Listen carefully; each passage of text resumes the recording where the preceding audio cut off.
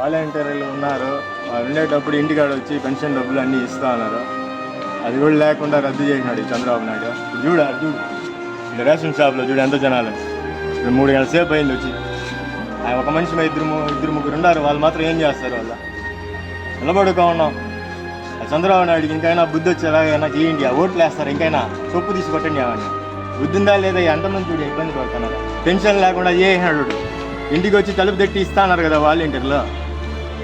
ఏం